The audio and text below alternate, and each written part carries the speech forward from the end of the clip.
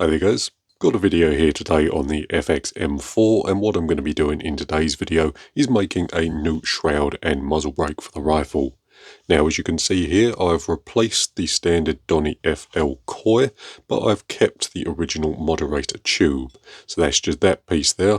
I've made a new shroud core with a 1/2 inch UNF on the end so that I can either install a muzzle brake in this case or a moderator if I want to. But with that said, we'll go over to the lathe and I'll show you how I've done it. Right then, over at the lathe, and first things first, I'm making the new shroud core. Now this one will be one of my standard moderator cores with the integrated baffles and screw-on end cap. The only difference with this one is that I'm going to be using the Donny FL coil outer tube rather than a carbon fibre one, just because it fits the design quite nicely and it will keep the rifle looking closer to the factory design. The new one will be a little longer, just so I have a little more room around the valve adjuster, and that will give me more options when it comes to tuning the rifle. With that said, you've seen me make these shrouds and moderators quite a few times now, so I'm not going to be going over the process once again. What I want to do in this one is just cover some of the frequently asked questions I get about my tools and equipment. So firstly, the lathe that I use is a Warco GH1230. Those letters and numbers mean that the lathe is a gearhead machine with a swing of 12 inches and 30 inches between centres. It's a fairly nice machine. I bought it a few years ago now, and it's proven to be very reliable and accurate enough for my uses. For most airgun parts, it's pretty much perfect, probably a bit big for most parts, but when you need to turn the OD of a barrel down, it's very useful to have the extra length. I did have a much smaller lathe when I first started. That was a Warco WM180V, and whilst it was very small and quite limited in what it could do, I used that lathe for a number of years and made a ton of useful components. On the small lathe I made moderators, spring guides, stainless steel pellet probes, and even did things like barrel threading very successfully for a couple of years before I bought the bigger lathe. For anyone starting out, I would highly recommend a mini or benchtop lathe. They are really quite useful, and even the smaller ones are surprisingly capable. Next up, I'll talk a little bit about the tooling that I use on the lathe, and I pretty much use all carbide insert tooling. The cutting tool that you see me use 90% of the time is an SVJCR right-handed insert holder with a VCGT insert installed. These inserts give a real nice finish in aluminium, and whilst they will dull quite quickly, they can also be used for finishing passes in steel and stainless steel. They are really quite easy to use as the inserts themselves are sharp, so they act much like the high-speed steel tooling, meaning you can take real shallow cuts without worrying about chatter or the tool rubbing on the material. Next up is the 45-degree chamfer tool. So this is an SSSCR holder with SCGT inserts. Again, this insert is mainly for aluminium turning, but it can be used in steel and stainless very successfully. One of the benefits of this style holder is that it can also be used to face material, which is really useful when the material end is not square. Sometimes you will also see me use this tool as a turning tool, especially when there is a lot of material to remove and I need to take quite deep cuts. Moving on from that, the tool that I use for grooving and threading is a multi-tool from Simtech. It has interchangeable inserts that can be swapped out for a number of jobs, and the one that I use is called the Simtech E3 Grooving and Profiling Tool. The inserts themselves are quite expensive, but the tool is really nice to use. I can swap out inserts for different thread pitches or for grooving, and the design of the tool means that I can work right up to a step in the material or right up to the chuck jaws.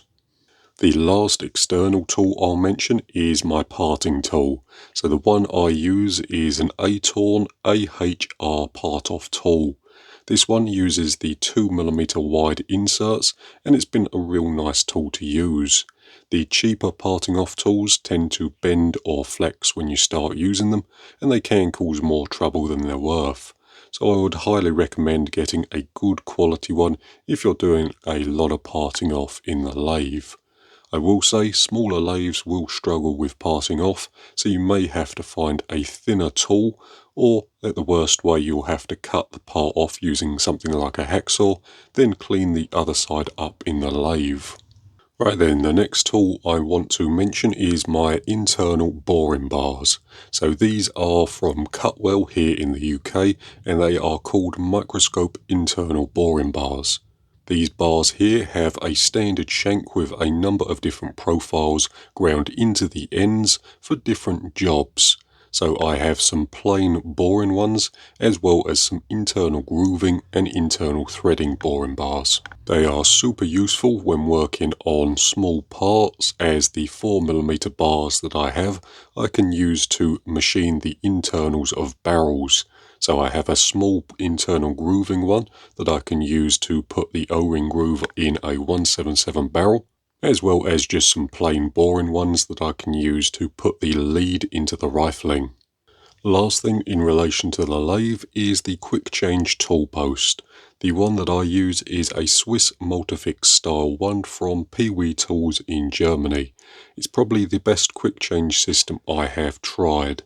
It's been in use pretty much since I bought the lathe, and it works flawlessly even after 5+ years of daily use. The one fitted to this lathe is a size A, and that's in relation to the tool post, and the tool holders are AD2075 tool holders. I do also have a couple of special holders that I can use to hold my grinder in the lathe, which I use for crowning barrels and cutting carbon fibre tube. There are a few other styles of quick change tool post out there.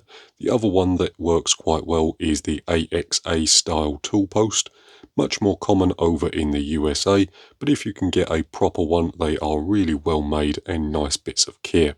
The only thing I will say is that the cheap quick change tool posts can be hit or miss. I did try a few before I bought the Peewee Tools one, and they either didn't clamp the tool very tightly so it would flex under use, or the unit was just not that solid.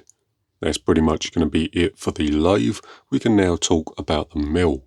So first things first, the mill that I use is a Warco Super Major milling machine.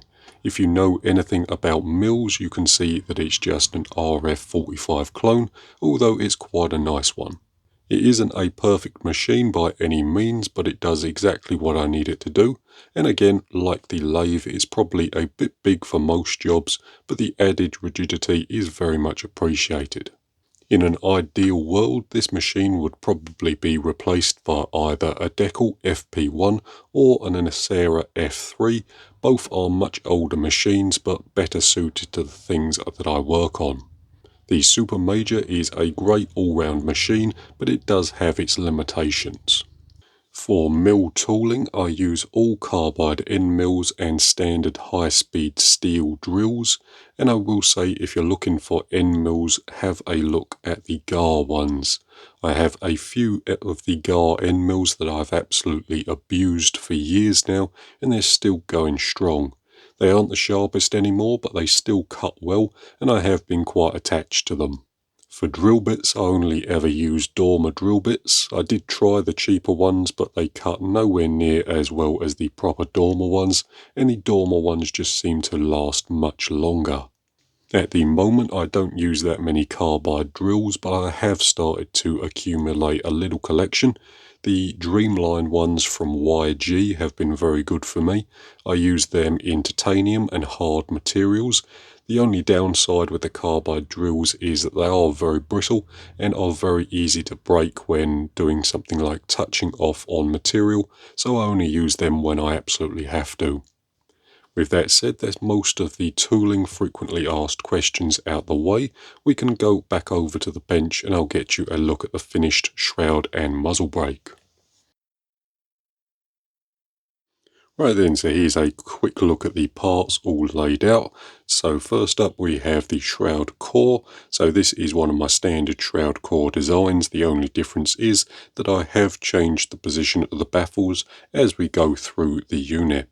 How much difference that actually makes to the noise of the moderator is debatable. However, it does look more interesting as we rotate it like that. So if nothing else, it looks a little more interesting.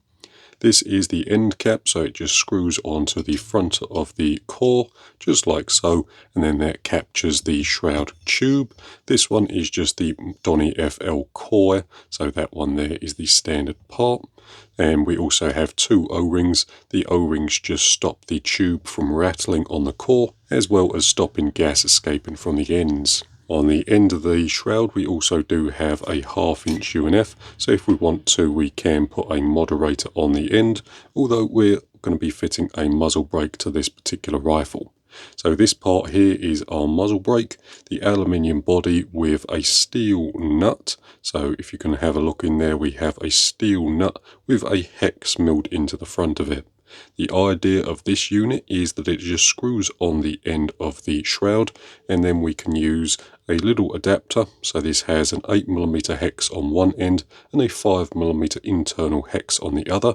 We drop this into the part, then we can just use a 5mm end mill through the middle here and tighten the muzzle brake up onto the shroud and get it timed so that it's nice and horizontal when we're looking at the front of the rifle. The last component is just a cone that screws into the front of the muzzle brake. This one is out of brass for the moment, but I'm going to be remaking this out of titanium just when I get 5 minutes. So I'm going to be replacing the brass one with a titanium one. With that said, let's get it on the rifle and I'll show you what it looks like all built up. Right then, so there we have the rifle all built up. Obviously the parts aren't finished yet, I still do have to anodise them black, but you do get an idea what it's going to look like with all the parts fitted.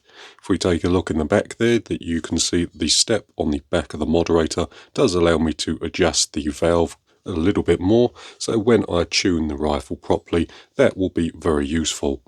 The new shroud core is slightly quieter than the older Donny FL one, not by a fantastic amount if I'm honest with you, but it is a little quieter on the front of the rifle. The added benefit of this one is that I can screw a moderator on the end there if I want it super quiet, although putting a mod on does defeat the purpose of a super short rifle. But with that all said, that's pretty much going to do it for this particular video, so I hope that's been interesting or useful, and I'll see you in the next one.